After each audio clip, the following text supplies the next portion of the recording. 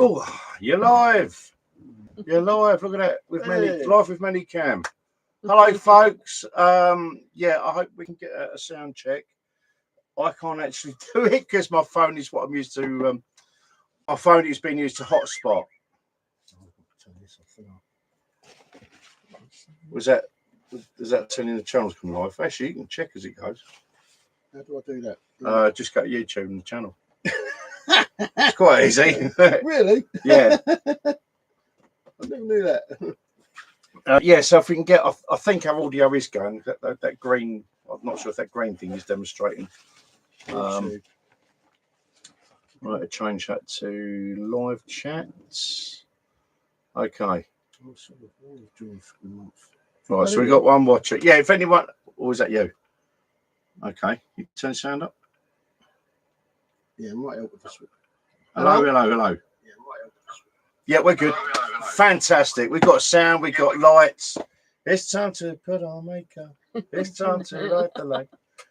So welcome, folks. Yeah, as I said in one of the last vlogs, different location. We're basically back on the boat. I have done a couple of live stream tests from here. A couple worked, one didn't, but that was more down to a stupid phone. Anyway, that's enough of that.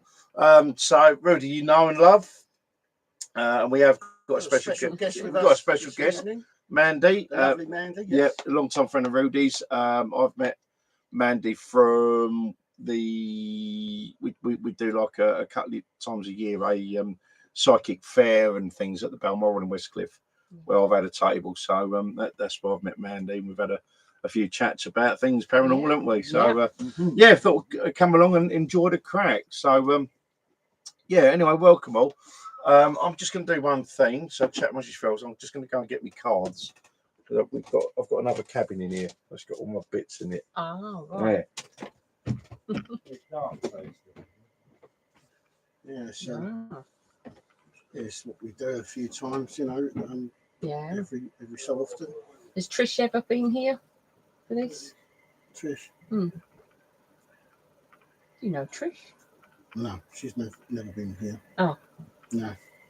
No, she doesn't. She's not been here.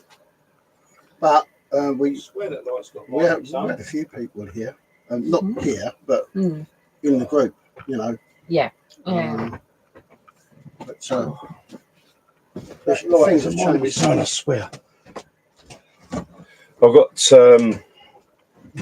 got these two lights on the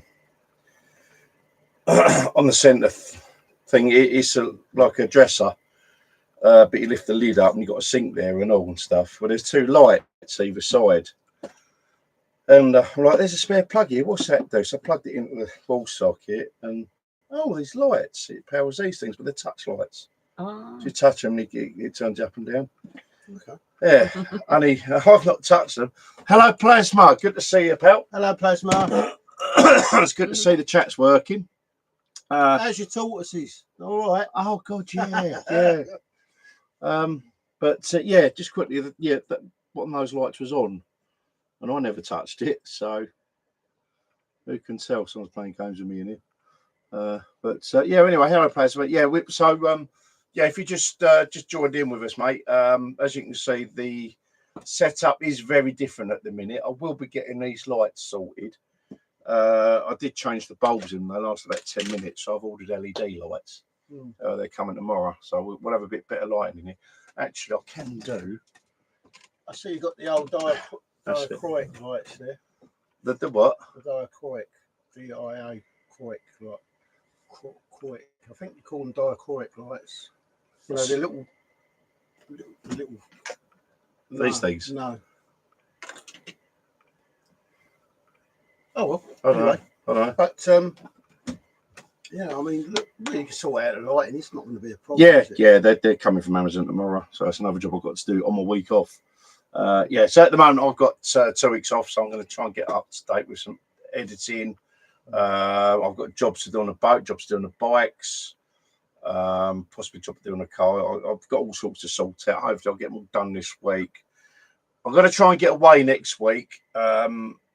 Whether that's going to transpire or not at the moment, I don't know, because I've got a guy coming out to fix the half deck of my boat, and I'm going to talk to him Sunday and find out when he can come out. If he's coming out early in the week, then yeah, I'm not going away. But if he sort of picks Thursday, Friday, then I'll chance me. I'm going away for a couple of days. So yeah, it's been all go with me. Rudy, what have you been up to? Oh God, yeah, a lot of stuff's been happening. Went to Brands Hatch Saturday. See the Thanks, Plasma. last season of the Superbikes, which was really good. Which I took with my camera. A few accidents, but they were supposed to be going today. What, you were the bikes? Nah, the bikes. And yeah, got some new camera equipment, and you know, just that's it really. Nothing special. But my friend Mandy, I asked her to come along today, and very nicely she's obliged, and she'll tell you. Well, hopefully she's writing. She's a writer, aren't you? That's correct. And do you want to tell them what your book's about? Or... Yeah. So I chase eclipses. I've been to 7 continents now, chasing the eclipse, the total solar eclipse, and the odd annular. And my first book covers up until 2012. It takes a more of a humorous approach at chasing the eclipse, because like I just have so many adventures along the way. I've been chased by wild elephants and all sorts, and been alone in a forest with a black bear and all sorts. It's like living on Canvey, actually, to be honest. Yeah, can you imagine that? Wow. Yeah, so then I'm going to start working on the second book. And because when I go around the world, I take my little teddy bear, Dinky Doo, and he's quite famous in his own right. We've both been on a calendar, the Dull Men's Club calendar. And Josh, I was on the next page from Josh Widdicombe. Oh yeah, you know? Yeah, okay. Yeah. And he, on the front page of the Wall Street Journal, and yeah, we just like this little Teddy Dinky Doo is quite famous, and yeah, that's chasing the eclipses. But at the moment, I'm working my way through my bucket list. So last Saturday, I was doing a flash mob at the top of Southend High Street. Yeah. I've got to watch that video. I haven't seen it yet. One of the things on my bucket list was to go on a paranormal experience. So I had my trip to Norfolk, which was really rather spooky. Did I tell you already about that? Did you get anything there? No, I don't think you did. No. So I went on my own. That's the starting point. And I was staying at this campsite, but it's the only one in the country where they've got World War I bunkers and trenches.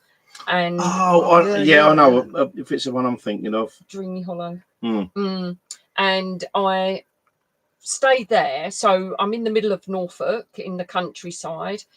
And then I went off out on the paranormal experience. And that in itself was like, because I lived there as a child. Yeah. So when I was about 7 or 8 years old, I was living in Sculthorpe, RAF Sculthorpe, and so we've gone across. We started off in I forget the name of the building now.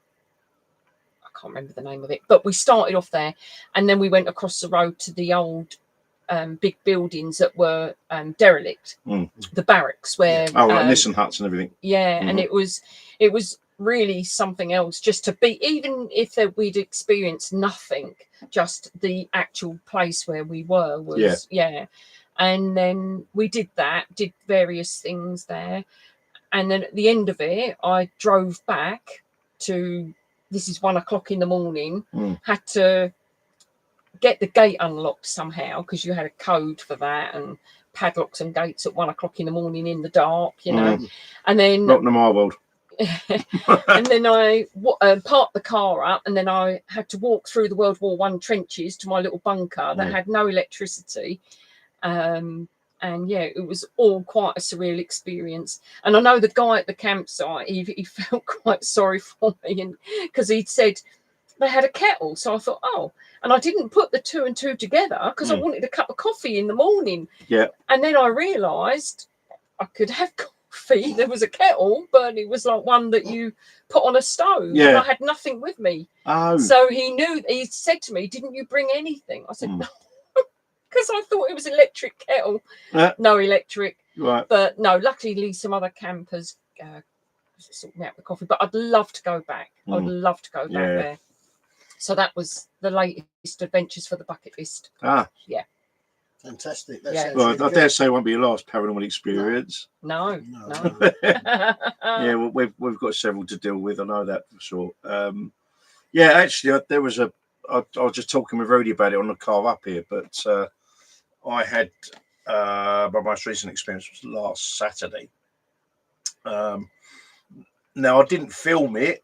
I've got some very brief clips of the place. I'll probably put them up, but I didn't film it because it's RAF Manston, and I've already been there. I think this is my third time there, so I thought it was pointless me filming anything because I've already been there twice before, so it's just going to be the same old thing. But it was funny because it was a very different night. For me personally, it was slow to get going, which RAF Manston isn't normally.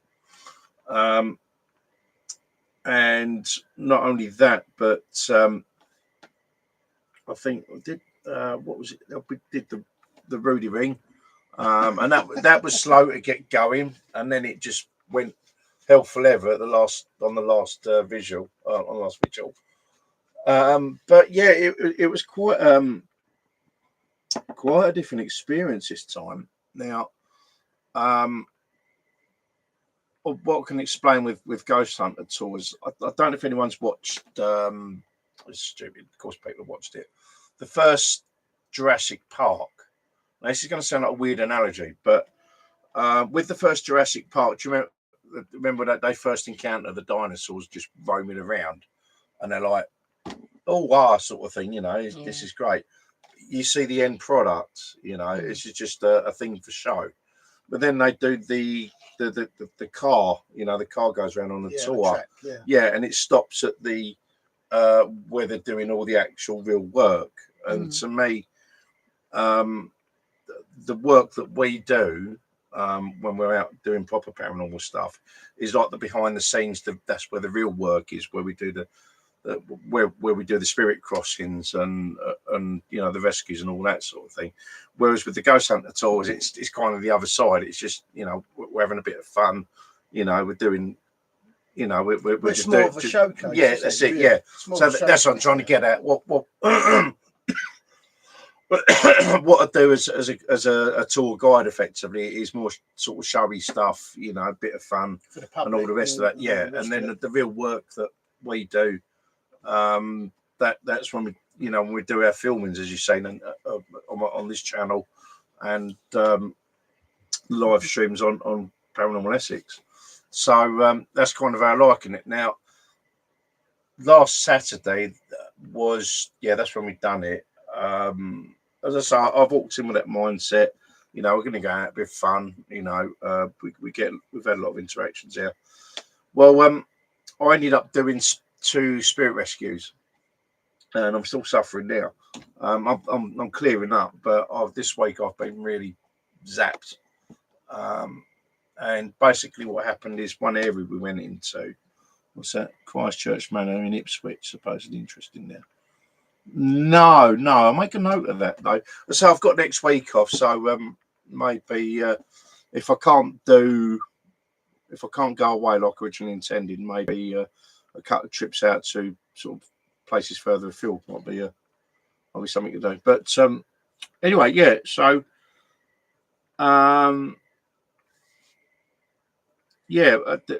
there's 2 spirit crossings now, or spirit rescues. Now, in the first area we went to, you can go up some stairs into what's called a gallery area where there's all pictures and models and things like that. It's a great area. Now, the last time we was there, me and Rudy was doing it, and that's when the Rudy Ring first. Well, I saw this. I don't know if I've told you the history of this. Like a hula hoop, it's a metal hula hoop, and I went to this ghost hunting thing many moons ago, and I've never seen it before, and I was intrigued to see this, and so I introduced it, to Adam. I said, get this, and he got it, and we used it last time we was there, and it just went bonkers. Oh, yeah, it's so active, you know, on that ring, and all you do is touch it with your fingers underneath. No one pushes it, and it just moves. And you ask it which ways you want to go, left, you know, for a yes or no, and it moves that way, and it just went all over the place. It was like everyone was like surprised. So Ghost Hunter Tours were so fascinated by the ring, they've took it on board. The thing is, a load of guys doing it now, and a load of guys doing it now, yeah, which is quite funny. But they call it the Rudy ring now. Yeah. Oh crap! Oh, bit of pee down there, matter. Right, so I'm just filling my water filter up. I just used my last bit up on their coffees. Yeah, it's well, anyway, that we're up in that same area we first used the Rudy ring, and it total opposite this time. Couldn't get anything on the ring, and we were struggling to get interactions up there. So I said, all right, we'll do we'll try the human pendulum, which is basically there'll be three people, so you can imagine here. Rudy would be the pendulum, the spirit would use him as the conduit, and would say use Mandy as yes, me as no, and then what the spirit would do would make Rudy lean one way or the other to answer the questions. So yeah, make sure you don't fall flat on your face. Yeah, that's what we did, and we got this woman come through. She died, well, she passed away naturally around 20 years ago, I think. But her name was Mavis, I think. Well, that's the name that kind of it come to one of the guest heads, and when we asked exactly your name, she went yes. Well, this Mavis, her husband was shot down over the English Channel. He didn't survive, and she was basically being stuck on this plane because couldn't. I think she was trying to find him or what have you. And when we was getting to the nub of why she was there and what had happened, the woman that she was channeling through became really emotional. And I've had this before when I did Ramsgate Tunnels. I know you weren't there, but I told you about this. And this was that, well, I had that 2 hours of footage to go through, and I picked out the woman's voice right at the end of it, which is on this channel. You can go and have a look on that, the Ramsgate Tunnels. And yeah, this she became really emotional for this woman, and so I guess I was saying, well, you know, can we help you move on, sort of thing, you know, and go and be with your husband again. So she said yes. So that's right. So then that's my cue to step in and get the ball rolling. So we moved that lady on. But yeah, the emotion that come through the woman was acting as pendulum. It was crazy, and it said it was mad to see that happen again after the issue I had in Ramsgate Tunnels, where a woman died in childbirth, and it was a really, really traumatic passing. And the emotion that come through that lady was something else. So anyway, we moved that one on. Now I think it was the following vigil after that. So we finished that one, moved crews around, move guests around. I've gone from upstairs. I'm now in a bit of Ramsgate, RAF Manston. There's a bit in there called what we call the 1940s area, which is like there's like some little sand bunkers, a little AA gun, and you know a hut and all this sort of thing. So we're in there next. You know the one where it's got the ramp. Yeah. So we're in there, and we was trying to get the ring to work, which it kind of did, but again, it wasn't great. So I'm like, okay, let's try something else. Got my table out, glass, a little bit like a planchette that you'd use on a spirit board. I don't mind using the glass. I mean, as I say, spirit board I'm not keen on, and I don't feel the need to use it anyway. But I've used the glass a few times. I find that's quite good. So anyway, set the glass up. Now the glass work. Let's just got the mug here. and you put your fingers on it, and then it'd move like a planchette does. But instead of using letters and numbers and words, it keeps very simple. Again, we'd use Mandy as yes, me as no, Rudy as maybe. So the spirit would move the glass to when we ask questions. Now, in this instance, and I think this is the one that knocked me energy, it became apparent there was a 5-year-old boy that was there. And the problem with child spirits, or young child spirits in this instance, is the communication. You know, a child of that age can't communicate very well, so it was hard to get asked questions, or ask questions in a way that he would understand, and that took a bit of work to do. So we did do that. We eventually managed to get him to answer questions, but the one thing that kept happening, now my energy wasn't on the table. I was sort of standing back a bit. I was letting the guests do it. This glass kept flying over to me. All right. Even when they weren't asking questions, it was coming over to me, and I felt like that boy was hanging on to me. It was like that. Which I've had once before, but I had it with a girl her mum was a witch, and they put her to death because mum was a witch. I was a daughter. So it's the only other time I really had this where a child's just come straight over to me. But this boy was like, it felt like it was proper clinging on. So again, we're like, I have a lot of questions. Okay, Stabworthy, bear with us. I'm just finishing. Yeah, I'm just finishing my little diatribe thing. So we managed to establish that he was stuck. He wanted help to move. So I said, okay, right, well, we're going to help you to move on. So I start the process, get the heads clear, get the white light, move in, the portal to open. And he wouldn't move. And we're like, come on, mate, you can go. It's fine. He wants to move. So, and I said to him, have you got someone holding you here?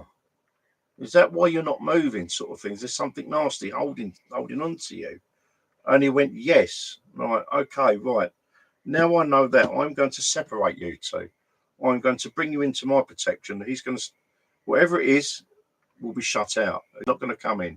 I will separate you two, and you can be free. So once I've done that, I then got him to move on. So let me interject there, because from this point, what Adam was doing, it's a process of visualization, and that's very important. It's visualization, and he projected, sort of got the energy to force him. No wonder he's lost his energy there. Yeah, I've been zapped all week. I tell you, the force of around do two, but not only do two. One of them being a child. But as I say, as Rudy says, I visualise a barrier. Protective barrier, and it's like nothing's going to come into that, which is what I did when we done our first live stream with Paranormal Essex over at St Mary's. Had the same thing. There was a woman now. She was being held by a male spirit, and I went, right, you're over there. There's a protection. She's invited. You're not out. Once I separated them, I could move them. But that one was easy because it was a grown adult, so the conversation was easier. But the child, it was so hard, but we got him to move, and once we finished that vigil, we got to a break, and I was just sitting outside smoking, and Emily with a couple of the other crew was there, and I said, Emily, I want to go home. I feel screwed. So a lot of people don't realise when you do this kind of work, it's quite draining. It takes a lot out of you, spiritual energy, and and that's why when you're finished, you've virtually got to recharge your batteries again, because you're going to feel crap the next day. You know what I mean? I felt crap all week. So what about this person? What was the... So anyway, that was pretty much what's been going on with myself. Just quickly, I mentioned again, I did mention on a previous vlog that we'll be going from a new location, which is on my boat, and I've done it a couple of times before. It seemed to work all right, and here we are. We've even got better sound from what Plasma's saying. So, yeah, hello, Jeff. Great to see you, mate. Hello, Jeff. Yeah. Yeah. Yeah. Where's Karen? Yeah, Karen here as well. Is that Stabworthy? Yes. So, yeah, Stabworthy, you said you had some questions. What was your question? Yes. Or questions, should I say? The other handy thing about doing it with my setup on the boat is we can see the questions easy. Whereas before it was a kind of relay effort, wasn't it? I can't even read that because my eyes are so bad now. Bloody, I thought mine were bad. Mind you, I can't read close up. So. Is he going to type it in? Yeah, that's type it in. There we go. Oh, nice, Jeff. Yes, Karen in here. She says hi. Hi, Karen. Hi.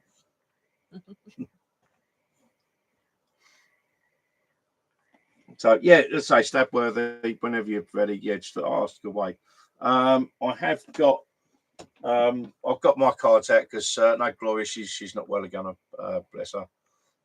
Hopefully we'll have her back on. The other thing I want to try and do as well with future streams is bring in some new guests. So whilst I knew one or two, we've got one already, Mandy. And hopefully one or two have been on stream with me before, just not for a long time. So it will be new to some of the newer subscribers, but familiar with older ones. So yeah, we're going to work on that. But yeah, that's the plan. We're going to get some different faces in. Yeah, because reading stuff. It does help us, getting people interested in the paranormal, and they're quite interested anyway, and we just. Sometimes they say, "Oh, can I come and see what we do?" And say, "Yeah, of course." But I have to ask the master. I trust your judgment. I wouldn't.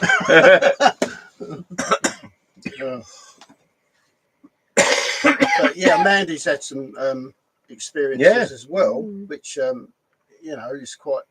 9 times out of 10 people have these experiences, and they just want to know what it's all about.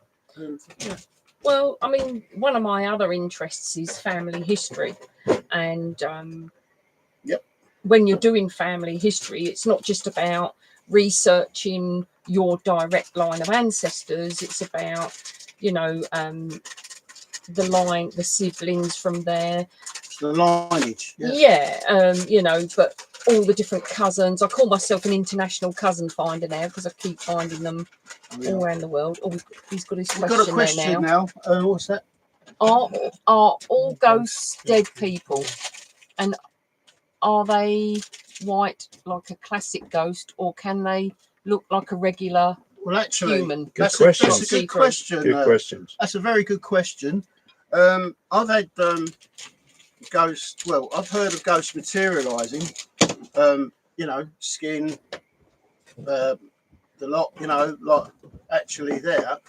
I've known that to happen. But they don't always, wear white sheets and go. Ooh. No, not like that. No. They don't always do that, and they don't always hang about in cemeteries. Because if it was a ghost, why would you want to hang about in a cemetery, for God's sake? You know what I mean? But no, they can. If it takes a lot of energy to, get a physical kind of shape. An immense amount of energy to do that. So yeah, I mean, they can appear transparent. They can appear how they want. They can appear young. It's really how they want you to see them and recognize them. Yeah, so as Rudy says, that physical manifestation, that's what takes a lot of energy. And it depends on, the energy depends on either the strength of the spirit or the energy that they can tap into. Or the energy, or your energy even. That's why he was knackered. Sorry. Yeah, I mean, that boy took a lot of energy out of me. But I mean, if you said to me, right, this is going to happen, it's going to whack you, I'll still do it again. It's just a no-brainer. You have to, it's we want to cook my mission or whatever it is while I'm on this plane. That's what I'll do. But going slightly off piece, is an orb a physical manifestation? Well, pretty much, yeah. it's a phase of I'd say it's some kind of phase of manifestation, really. I mean, you can get orbs, you can get this, you can get, you know, just lights shooting across. Yeah. You can get I've seen all sorts of weird, wonderful things like cloud of mist, you know, and yeah, I mean, I've even got the negative side. I've seen that kind of manifestation. They can appear sometimes if they're a bit sort of hidden, you know, or don't want to show themselves. And you say, "All right, jog on," you know. You just don't let them in. Okay. 2 questions. Could a ghost emanate light? Oh, that's a good question. Yeah, again. it is actually. But I mean, when you think about it, when we're all energy, aren't we? You know, that's the only way I can explain this. We're all energy. This what we are here, skin, bone, blood. That's not us. No, this is just it's just like getting in your car, basically. This is like a biological and it's robot, really. It's just a biological physical manifestation. But the real energy is what we are. You know, we're energy, we're light. And yeah, I mean, you can, you know, when you die, you don't die. It's a physical death. Yeah, it's just a changing process. I can give you. I don't know if this is of any help. So I lost my stepdad a couple of years ago, and I didn't see a ghost as such, but I had a vision, and it was of both my mum and my stepdad's mum at his bed, and they were both shimmering. It was weird. It was almost like yeah, there's just way I can describe it. If you watch Star Wars, and you know when Obi-Wan Kenobi appears to Luke, or any other Jedi that have passed on, but when they appear, they've got this shimmer around them. That's the way for my experience, that's how I can describe it. It's like this shimmer. So in that instance, I suppose yes. Yeah, it depends on the situation. Well, I can tell you a quick story. Is when I was a bit younger, I went to a party, and you know, I arrived at the party, walked in there, and there was this woman there, and I could see auras at that stage. You know, I was seeing auras, and I see colours around people, and this woman, she had a really bright small light in her aura, right close to her. And I'm staring at her. She must have thought, well, this guy's a weirdo. Yeah, we know that. And I said to her, I had to come out with it, you know, because it's one thing I don't hold back. If you know me, and I said, all I can see is this bright blue light in your aura. She says, well, I just lost my baby, and it was still, the baby was still connected in the aura, in her aura, and that explained it. I thought, oh yeah, because it's the energy of the baby, you know, it's still there, and that was that. She confirmed that, you know, so that was quite interesting to see that. I've never seen that before. You know? The next question is, can they transform before my eyes? Yeah, they can materialise. Yeah, I've heard of that story as well, that they can materialise, you know, or sit on the end of your bed, you know, so yeah, I've heard that. If they've got enough energy to manifest themselves, they will, you know.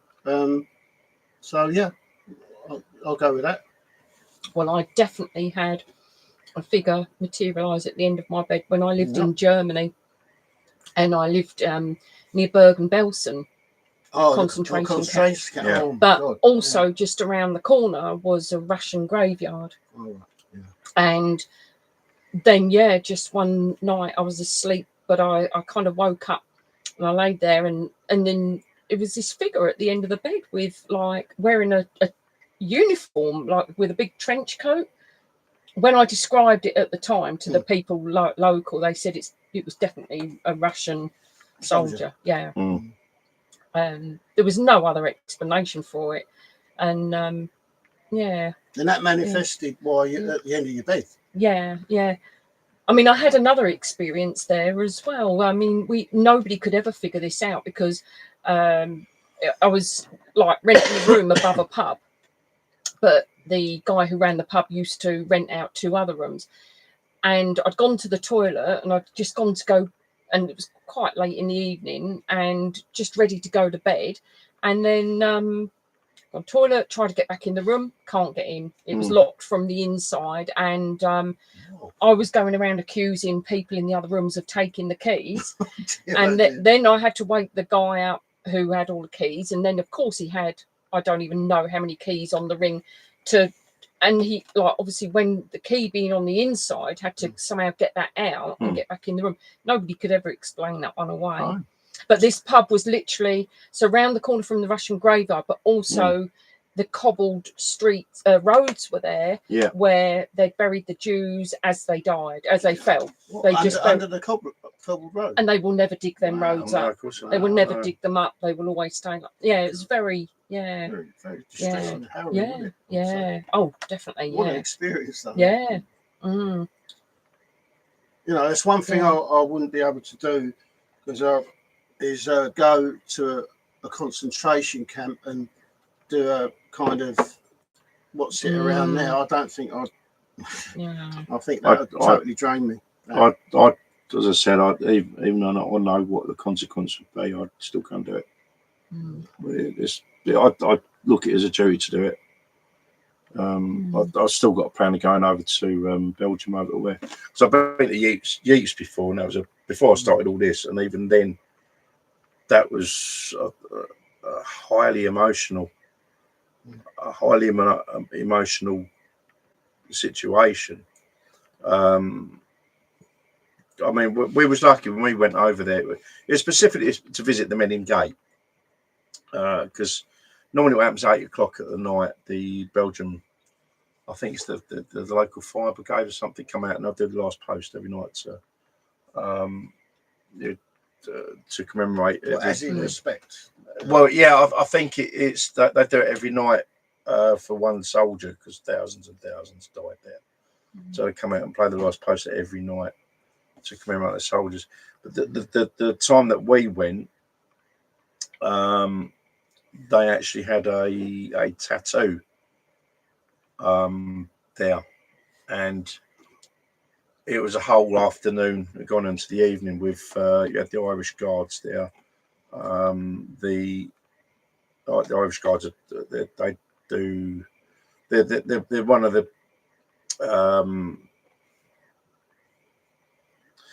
they're one of the battalions that look after the cemetery. The cemetery, yeah, but the castles and everything. Buckingham Palace and all that. They'll be the red tunics, the bearskin. Those guys. Yeah, sorry. So there's them. There's these Highland pipers as well. There's some girls doing dancing and all. Which was quite enjoyable. There was also the Belgian Fire Brigade. Our family farm was haunted. I was shooting rats one night and saw a figure walk across the yard. I bricked it, ran home and told my dad. He said, "Nothing to worry about, son. That's your great uncle." Oh, yeah. Wow. And it was great. Wow. Yeah. Fantastic. Yeah. I mean, living, well, unliving, but proof. Yeah, exactly. Yeah, so, don't forget to leave the gate open. What? Oh, yeah. I've got to go all the way over there. Yes, yeah. Back in a minute. Go on. About 10 minutes.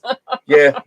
So, yeah, at the moment, the tide's out. My toilets are, I've got what's called sea toilets. So they only work when the tide's in, which wasn't a problem when I was at Wallasey because it was always on water. But with here, yeah, watch your foot in on that deck as well. Did he take his phone with a torch on it?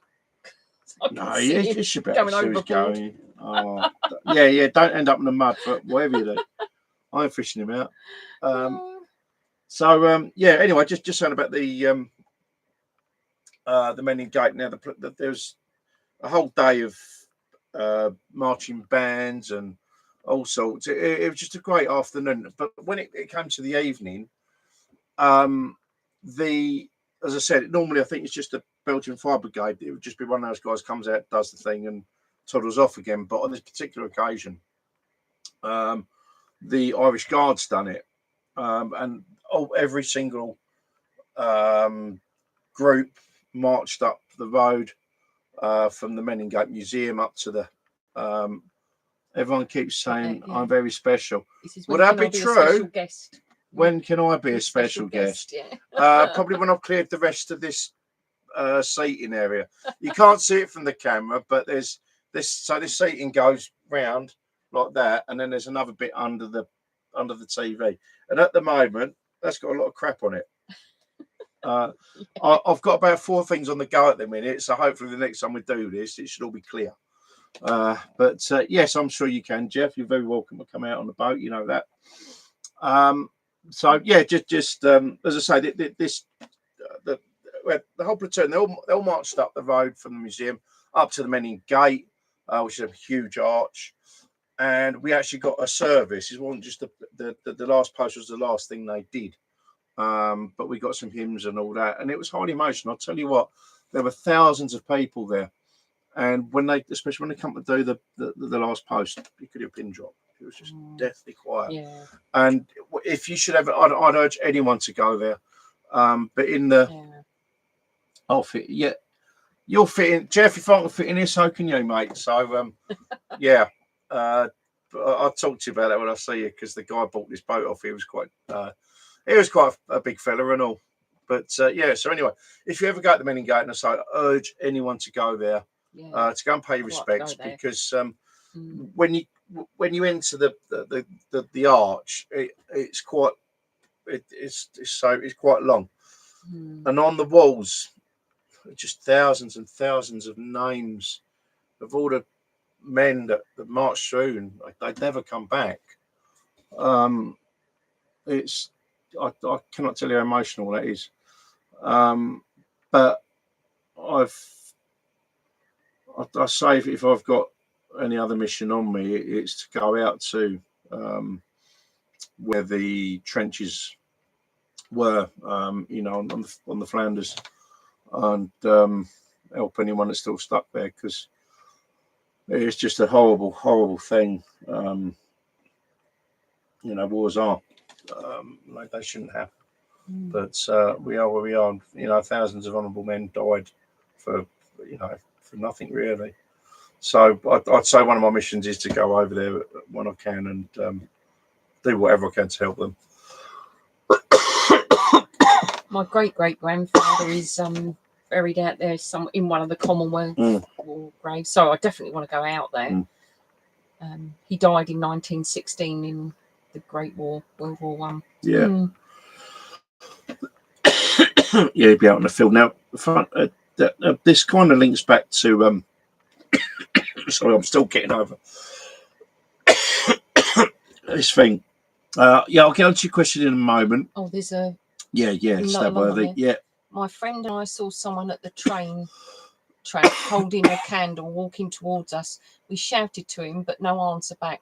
When he got close enough to see, we realised he had a hood, but no face or legs. Oh. Wow. Wow. And that was by the train tracks. Yeah. You'd probably find he was an old worked on the I've got a feeling he might have worked on the railways, like from a long time ago. He made it. Yeah. Thank you. Still sort of drizzling out there, isn't it? Don't know if you can see that last one. Somebody, Stabworthy, was telling us about seeing somebody at the train tracks.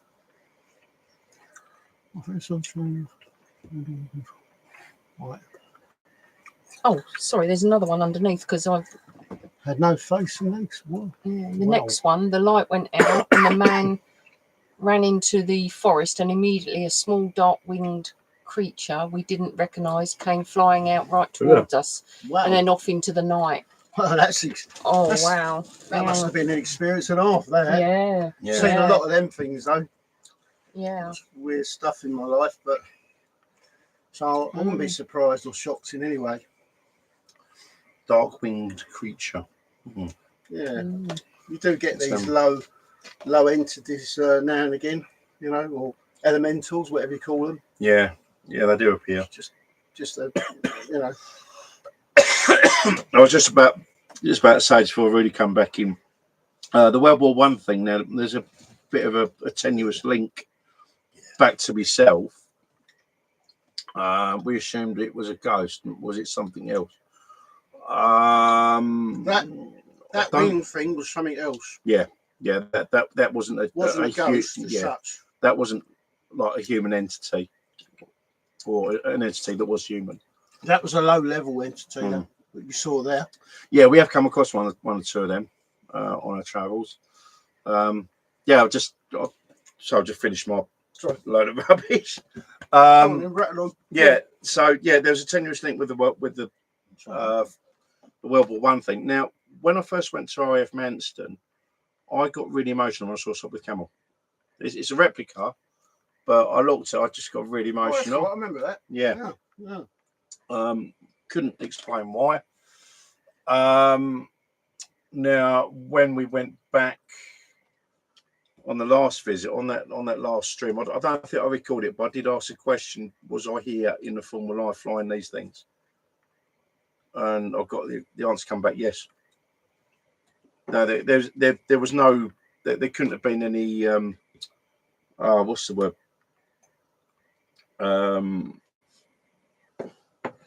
What's it? Confirmation. Weren't any confirmation? No. What's the term we're looking for? Correlation? No. It's what I did with Gloria a little while ago when I had a reading. I didn't want to do the reading on myself because I didn't want to. Because in case it come back the answer I wanted rather than the answer I needed. No. I can't think the bloody term now. What you wanted to hear, maybe? Is that what you're saying? Yeah. So that's why I asked Gloria. That's why I was asking Gloria to do the reading rather than do the reading for myself. Yeah. So I could get, a real answer. Opinion. Yeah, I could get an answer that was honest rather than me trying to confirmation bias. That's it. That's what I'm looking for. So I wasn't on the ring, and I've just asked, was I flying these? And as I say, I wasn't on the ring. The answer come back yes. So, which would explain why I got emotional. I saw the camel. It was a previous memory, and it also explains my love of flying because I've been out on flying lessons. I desperately want to do some more. I mean, I love boats as well. And if I can ride it, fly it, or drive it, I love it. But it might explain my love of flying. Well, these don't forget we have previous lives, and some of us have been in sort of scrapes like that and wars, and don't forget our lives go back way past a long time, you know. So we could be many people, have been many people, you know, male or female, and done many things. So some of my previous lives, oh my God, you know, looking at some of them, I'm thinking, was that really me? And it was, you know. I was, you know, some of them weren't very nice, and some of them were great. But that's the way we evolve spiritually. So, you know, that's. So how did you find out your past lives? My friend, he was a very gifted medium, and I used to sit in his we call it a circle, but it's a group. But only a few of us went into the other room to do a regression, and there was someone there that I had to face because I wronged her a long time ago in one of my previous lives. Obviously, I don't know nothing about it, you know, and I had to look at that, and I didn't like it, you know, because what I'd done with this particular person and caused her grief and passing over, I guess.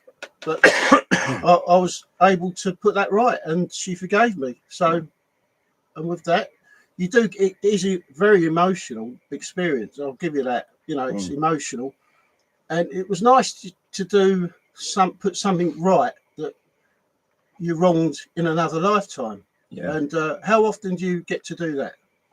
Yeah, true. So you've had it as well? I haven't had it yet. I suspect I may do. All it feels with me is stuff that I've come across that has set off an emotional response has been stuff like the plane. Certain areas where there's been some sort of campaign or something like that. It's what just, about your Viking experience you had? well, precisely, this is it. It feels like that's always been my thing down the line. I've always been in some sort of combative arena, as it were. Yeah. Which is weird because I haven't this time. I did try and join the RAF, but that went tits up.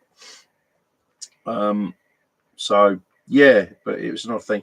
Just going back quickly to what Stabworthy says, if it was something else, now I've just said, like, you know, we've come across things that weren't they weren't human. They weren't human. Yeah.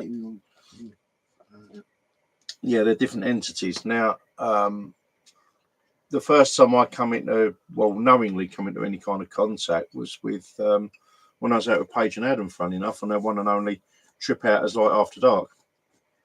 And we went over to a gym in Southend, and there was an imp there's a room in there that's all mirrored, which is a natural thing in the gym, you know. Of course, yeah. But this room had mirrors on 3 of the 4 walls, I think. Yeah. And there was this imp in there. Got rid of it, sent it back, but as Paige said, it weren't evil, but then it weren't nice either, you know. So yeah, we just sort of sent it back, and I put some holy water around all the mirrors. Sorry, got rid of it, gone, and then just sealed off all the mirrors. Yeah, I've had something similar to that, but it was attached to a person that we knew, and I had to get my friend round for a confirmation of this thing, and it was sitting on this person's shoulders. It looked like a very small gremlin, but it had nails really long. It was dug into a shoulder, and it was just sitting there.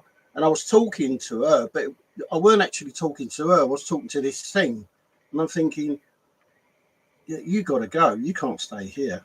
But how do we get it out of her without? Because you know it wasn't her talking, so we had to take that away. And I held it up, and while I did that, it was cutting at me. You know, I had sort of marks where it slashed me with these claws, and I was holding it up to the light, and it was screaming its head off. And I opened the portal and just threw it in there, and it gone.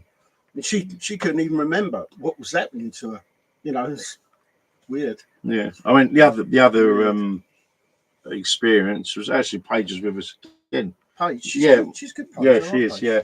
So I'm gonna try and get on the next stream. Maybe do some readings if we can. Yeah, get Paige round it. Do some readings. Yeah. So there was yourself, Paige, made British Paranormal Essex about a month ago.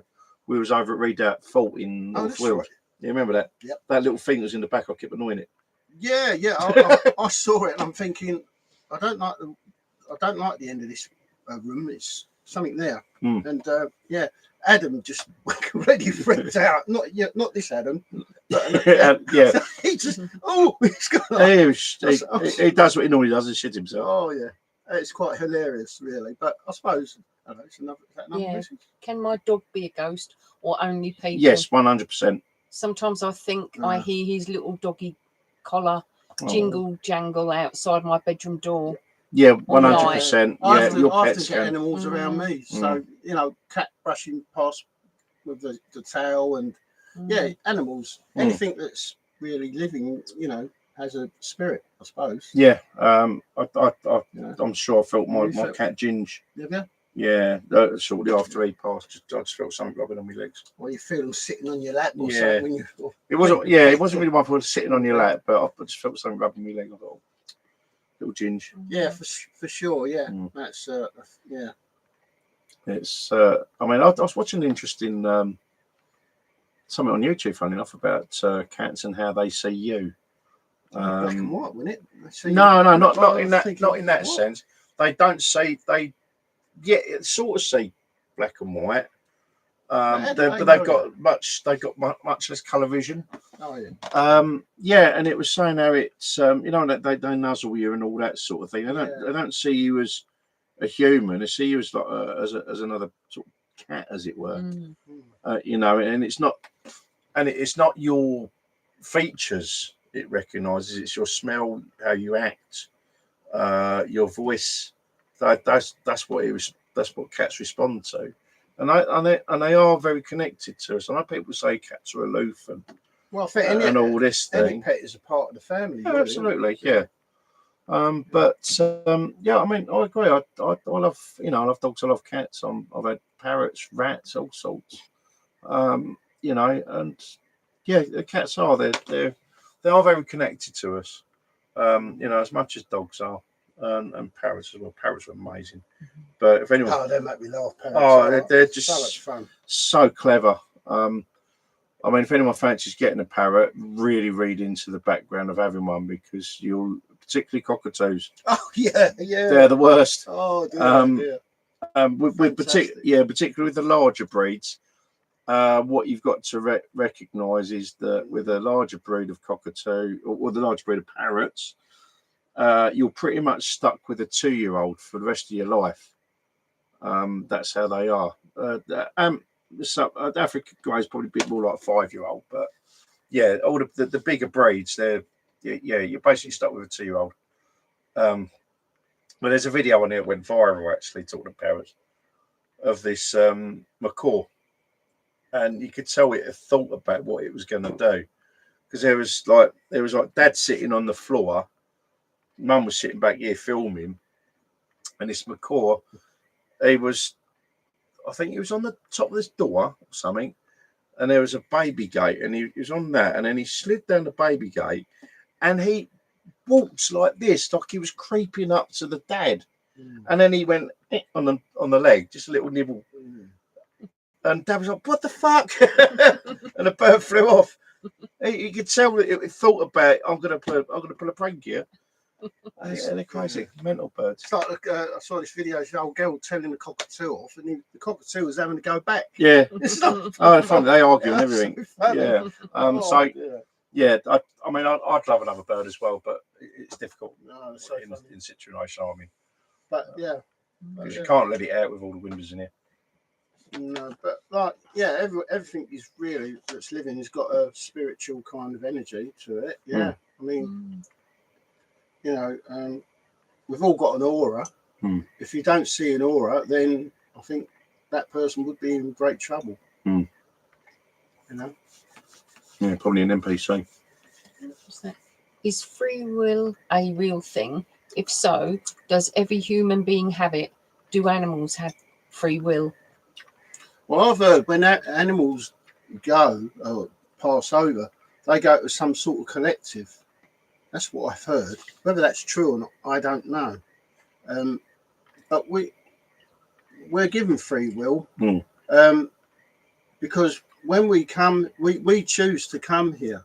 Yeah. Right. That's we make the choice to come here and live this life with all its whatever trappings.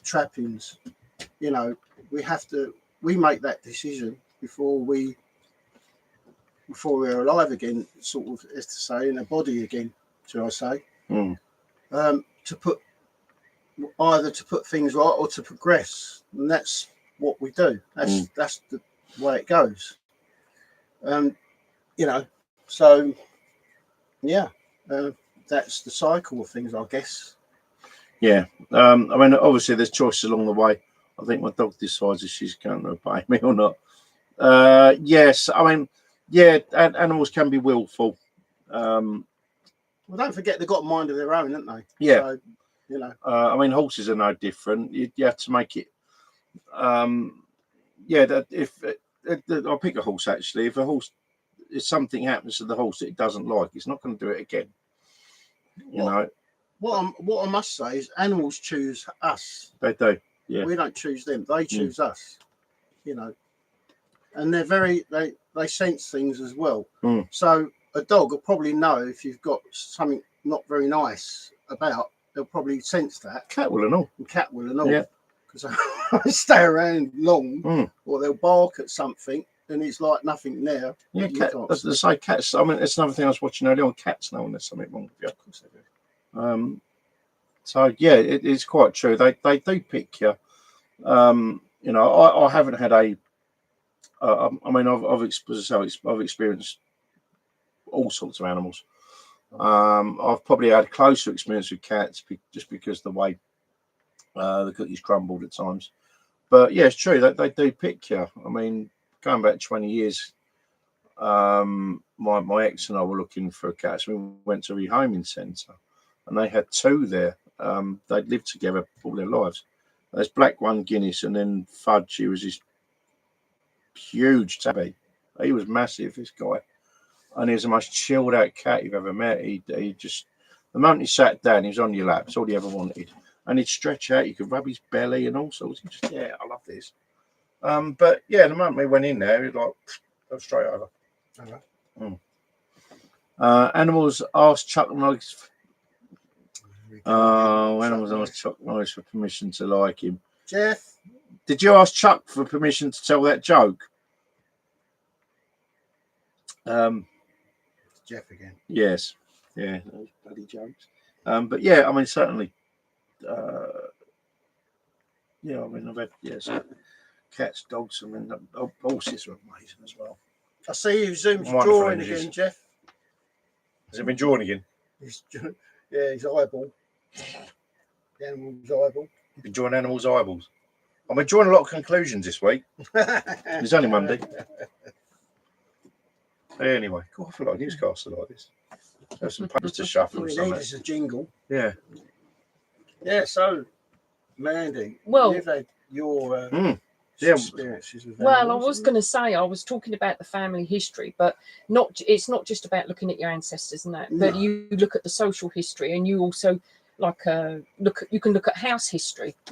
And recently I went to Hastings, and that was to see family, and we work on family history together. And then I've gone to this hotel to stay for the night. Funny, Jeff. And this particular place was a lovely building, like a very old, quaint building. But there was a few things happened that night that, you know, just I wasn't expecting. And it was like someone knocking on the toilet door when I went to the toilet, and yet nobody walked away from there, because you could hear like on the floor, the laminate. And then I was back in the room, and then there was like a sound of something dropped. Yeah. Okay. Yeah. Sorry. Yeah. Well. Yeah. And good question, Stead. We'll get to that. But no, just a few things happened that night. So I spoke to the people who owned it in the morning, and we all agreed it's a lovely building. We don't know the history of the house, but they did say something about a doctor's surgery decades and decades, maybe a century ago. So you never know. So it's kind of got me a bit interested to look up the house history to see who lived there, to see if there was something there. Well, it's great to go through the layers, isn't it? Definitely. So what was this one, the last scene? How can I request a message from a particular dead person? How would I know if it's too late? If they were reincarnated into their next life already? Well, for one, you wouldn't get an answer, would you? And well, you can ask. Yeah, you can put that question out in the ether, as they say. Another drink? No, I think so. I've got. But yeah, I mean, Coke if you want it. All right, mate. Yeah, ain't got too smile. Coke? No. Oh no, thanks. No. Right. But then what? I mean, what do you do? Just sit there and do it yourself, or do you go to somebody? What would they do? Well, there's several ways. I mean, you can contact people. You know, you can ask them to come through, or give you a sign, or you can go to a medium. You know, or I really wouldn't do the Ouija board or anything like that. I wouldn't touch that, because it's a bit dangerous, because you never know who you're going to get. So if you get an answer, well and good. If you know you get your answer you want, we don't always get what we want, though, do we? So you know, we get what we need. Well, careful, that's a bit full up. Oh, cheers, man. So yeah, I mean, just put the question in your mind out there to who, just visualize that person or that image and just send it out there and see what you get. Thanks. But I guess if you're not so experienced, you might not know how to do that. Or it comes with practice. It does come with practice. Like I tend to meditate or clear my mind of all the other rubbish that's in my head. yeah, You know, just relax. I know it's hard in this day and age to relax and calm down because of all the stress, what's happening in the world today. You see nothing but death and destruction on the news and all this rubbish. Just shut all that out. Put some nice calming music or sounds on, and just sit there for a while, empty your mind, and just think of that person, and just put the question out and see what happens. and what about maybe dousing with a crystal? Yeah, I mean, I suppose you could use the crystal for a yes and no answer, or dowsers. What I use, dowsers and crystals, and I use a tarot sometimes. You know, are premonitions real? Can I really see the future in a dream? Or yeah, I've certainly had them. I've had premonitions. I saw the beginning of the Gulf War. Same to you, Jeff. We'll see you soon, mate. All right, Jeff. Good night, mate. Good night. Good night, Karen. Yeah, give a love to Karen. Or is it just coincidence? No, I don't believe in coincidences myself, because I've been in this game too long. I mean, you could say anything's a coincidence, but I think if it's going to happen, it's going to happen. You know, and I believe. I mean, like I said, I've had premonitions. I had premonitions of the Gulf War starting, and it did. You know, and all this. I've had other things, premonitions, some that haven't happened yet. So, you know, touch wood.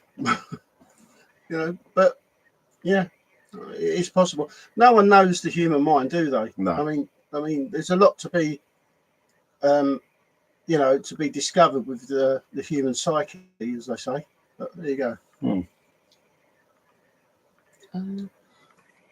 Is it possible to interfere with the premonition and change the ending in real life?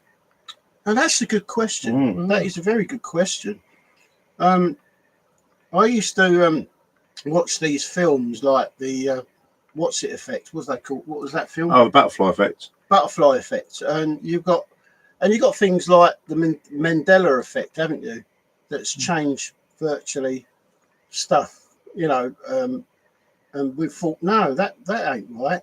It happened. You know, like Tom Hanks when he was Forrest Gump, and he said something about life is like a box of chocolates. I remember him saying that. Apparently now he never said that. He said life was like a box of chocolates. So something can be changed. I think that can be changed. Either the timelines have changed, or because what I remember was what I remember. You know, even though I'm an old fart, but I still remember. I've still got a good memory, and I think you can change things if you, oh yeah, that happened to me. Yeah, I went to a club with a lady friend many years ago, in my younger days, and as I walked in, I didn't feel right. I felt very uneasy, and I'm thinking, something's not right. There's going to be trouble here. So I went on the dance floor. And I watched some guys walk in. I thought these guys stood out like a sore thumb, basically. And I think, oh, they're going to start trouble. And they come right over to the edge of the floor where I was. So I said, let's go sit down to the lady friend. We sat down, and they moved over to another crowd and started a punch up, which I already knew what was going to happen. So yeah, you can change things. I mean, that would have, if I'd have stayed there, that would have probably been me. So, what if the premonition is death? I interfere with the premonition and save the person's life. Was that person meant to live? If I decide, that to me could it not necessarily mean death. I was just going to say that might not necessarily mean death in that sort of sense. If you think about like the tarot card death, exactly. It doesn't mean mean that. No, it means Doesn't you change. stopped. Yeah, you stopped someone from carry on in an act that may be perceived as being negative, and move them onto a better path. So, yeah, that could be the end. The death thing could be symbolic of an ending of an old. You know, but let's say the said person's had a drug habit, you know, and that symbolisation of death could mean that person's quit drugs and then they're on a better path. So you see what I mean from that context. Yeah, I think he's got a good point. Made a good point. That's a very good question as well. But it doesn't always mean what you think it means in them terms, because we get a lot of symbolism. Yeah, we get like dreams. Sometimes the dreams are so vivid, don't they? And they're so you know, can look so real. But it could be symbolism. You know, and not necessarily what you see it is. You know, so yeah, it's a difficult one that. But there you go.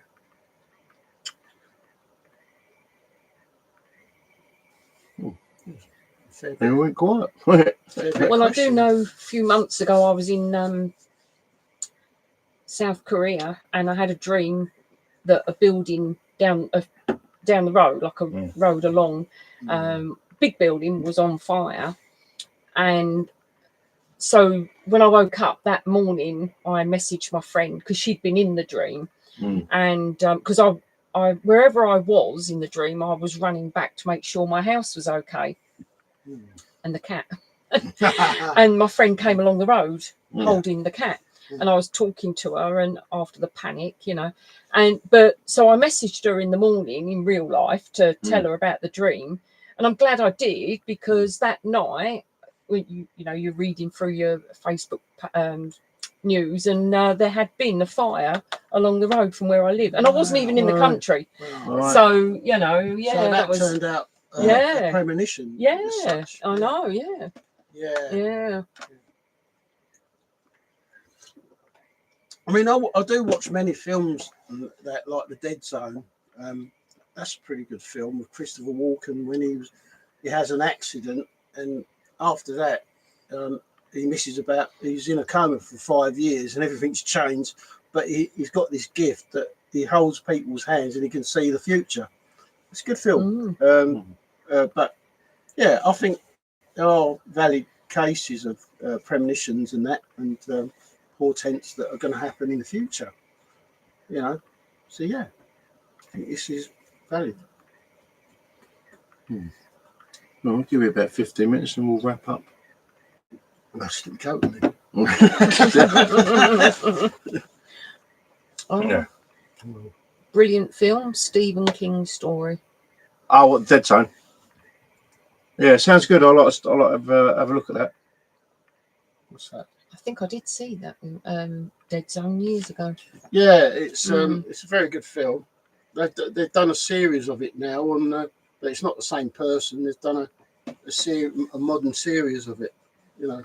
But yeah, it was a good film. I enjoyed it.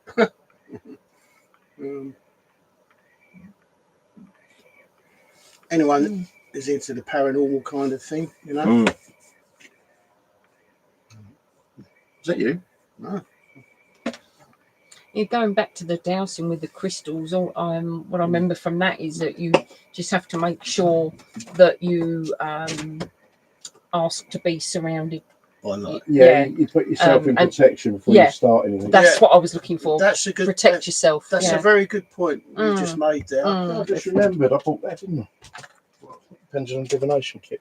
Oh yeah. Yeah, if you're doing work like that, you always put protection out. Get that light sorted out because we can't see this. No, you have to hold it closer than that. Yeah. Right, I don't think you can see that. I can't see that. Not very well. There we go. Oh yeah, that's funny. So yeah, as you can see, there's a board there. There's a pendulum in the corner. I think I've used this once so far. We'll give it a whirl. Yeah. Well, that's a good start. Yeah, like I said, if you're going to do anything like that, like Mandy says, you always put your light out and protection out, and then thank God for your protection, for light protection, and just wrap yourself up in that like cotton wool of light. Yeah. Oh, that's exactly it. That's amethyst. It's nice that. Yeah, it's nice. I like that. I like that. I don't know if you're not going to be able to see it from there, but all right, can you show me? Yes. Thank you. Can you stop, please? Thank you. Show me no.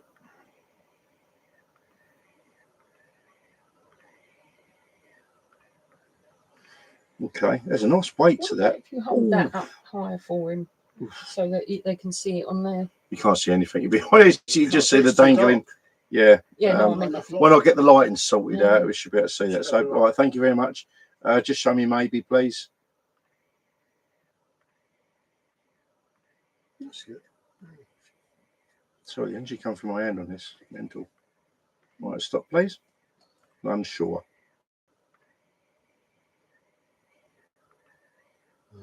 Okay, there we go. Don't know what we're asked now. So normally, from what I know, is that you would, the first questions you would ask is something you know the answer to prove that, like if they've told you that's how you answer yes. So for example, you'd say, "Is my name Adam?" So I'd say, "Is my name Adam?" And then that should be Let's saying go yes. Yeah. And then you would ask something That's you want right. a question to. Okay, stop, answer. please. Being as we're on the animal subject, do I have a spirit guide that's feline in nature? Thank you. I'm asking that because I've seen it. All right, thank you. You stop, please. All right. Is it a lion?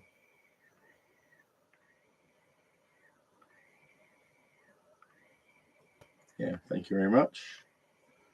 So it'll be a good one, given all the animals I've worked with. Do I have any other animal guides, please?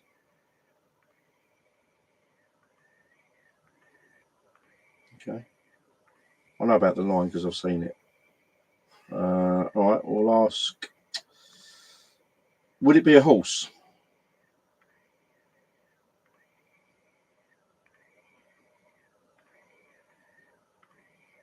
Okay, thank you. Do I have any other guides, any other animal guides? So now we're saying no. Right. What about you? Thank you. Can't think of it. It's hard to think of a question off the cuff, isn't it? Does Mandy have any animal guides? Yeah. There we go.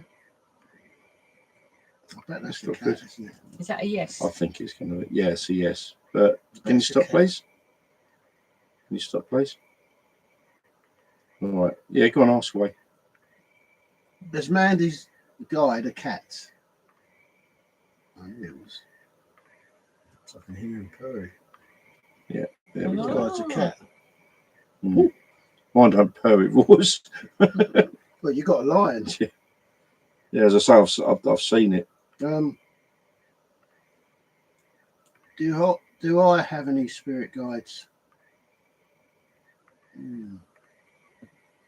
Just thinking. Oh, really? So stop.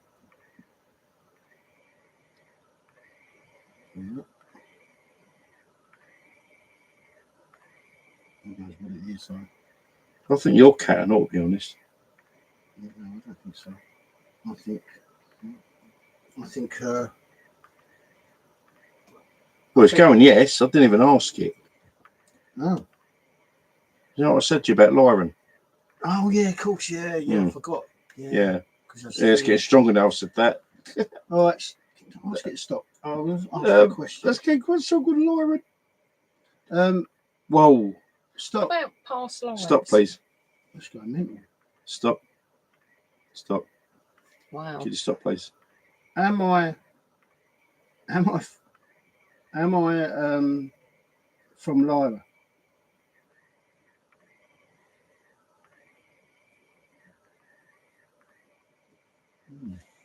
That's weird. Okay, thank you very much.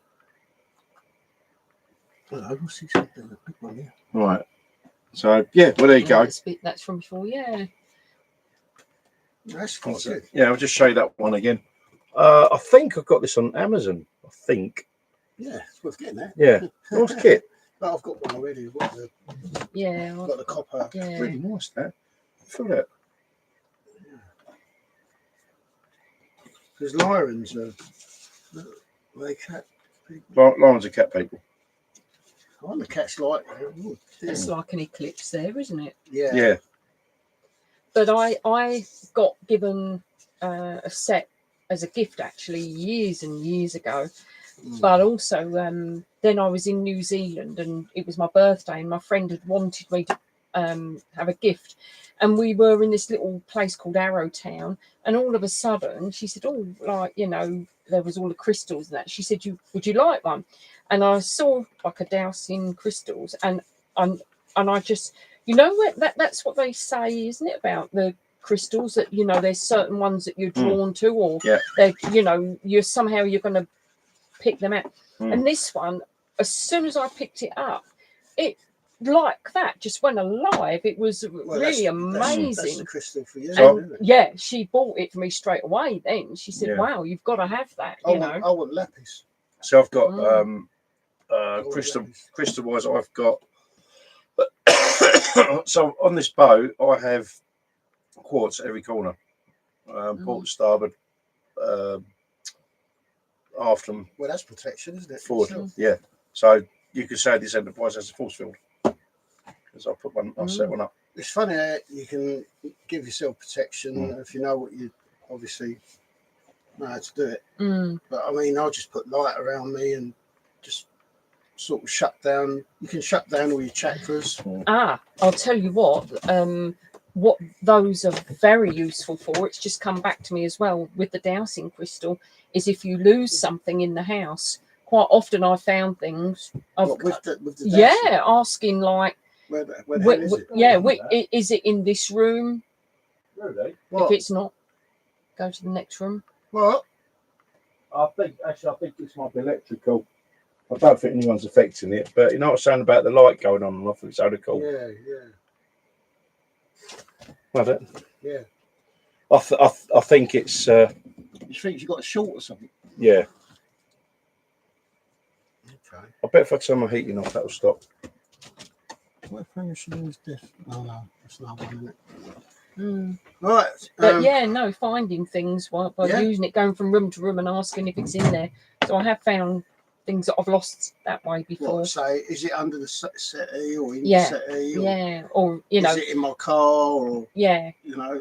Is it like going like, or is it in my kitchen, or you know, is it upstairs? Is it downstairs? Once I'm in the room, I've then got to narrow it down. A few times I've. Oh, that's interesting. Isn't it? I mean, do you ever ask for yourself, like, you know, like if you're going on holiday and like, you know, will I have a good? Will I get an eclipse eventually? I've not asked that question, but I have asked questions, but not that. Question. Maybe I should. Will I eventually get a photo of the eclipse? Yeah. Get me camera. Yeah. Not crystal related, but I bought this. Oh, vibration. Never seen that before. No. Right, so I'm gonna just. It's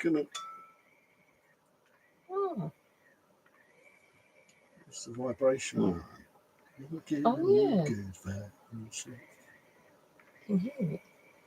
Isn't it? Yeah, it goes lower, and then when it gets around there, it's higher. Yeah. Oh. But see, resonance is very good for. So if you put this on. I'll let you do this. You put that on. You put the ball to your chest. That ball bit to your chest. Ready? Surely go right through you. Yeah. And what's this called? That is, it's they're like helium forks. Yeah, tuning forks. Oh wow. Want to go? Go for it. Oh, it's like I noticed you've got singing bowls. Yeah. Vibration. Oh, that's nice. It's good, isn't it? Straight away, I'm the water, seaside. I'm there. Do you want another one? Go for it. Yep. The waves going up the beach. Oh, that's nice. I like that. Yeah, very nice. I like that. I was somewhere else then. So quickly I can get there. So, you know. But yeah, Tibetan singing bowls. It's all about sound and vibration. Sound and vibration cure a lot of the problems. Yeah. You know. Yeah, very good, mate. I like that. Yeah, I've got my tuning forks and me pendulum and that. And, you got one, ain't you? Tuning fork. Oh, sorry, pendulum. Yeah. Yeah, I do have another pendulum. It's the black one, obsidian, I think. Obsidian. I think it's obsidian or.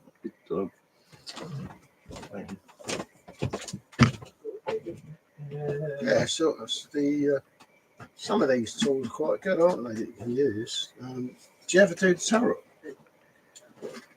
I have done Actually, recently, but I was just thinking as well and I can't remember where I saw it, but about having like a kind of a, I know where it started. Indonesia, Bali. I saw about having a little ancestral corner with an incense. Yeah, I know what you stick mean. and, A little shrine. and what? Yeah, that's it. Yeah. I know what you mean. Oh yeah. Yeah.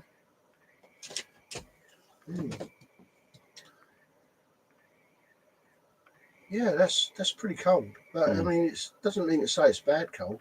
It's just cooler energy, isn't it? Wow, yeah. Yeah, it's definitely a cooler energy there. It's making my hand vibrate as well. So it's... Yes, it's like a very yeah. That cone is like a very. How can I put it? Grounding's not the right word, but it's very sort of. It keeps you on a. It's I'd like say that's straight more level. of a grounding, Chris. I would say that's more of a grounding thing. Because don't forget, when you're grounding yourself, you visualize your roots going into the earth's core, don't you? Yeah. And you draw up the energy from that. That's the other one. Got smoke quartz. Yeah, that's all right. Every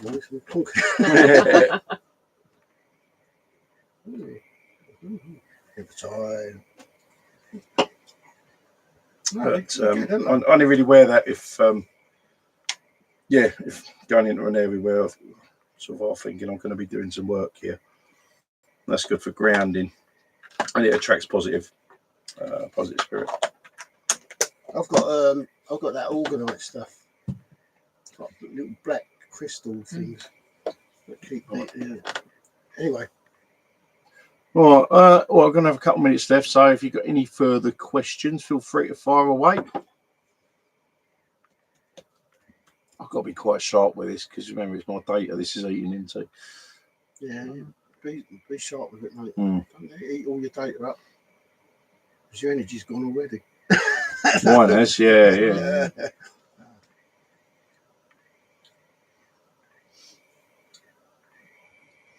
What was I saying about? I forgot the name. You was talking about we were talking about the crystals, and we were talking about none of us can remember. Actually, I don't think Adam was there when I was saying about it. Well, I wasn't. I was up there. Yeah. What was you talking about? It was something to do with crystals, wasn't it? That light's still going play. What is it? Just flickering or what? Yeah, come on.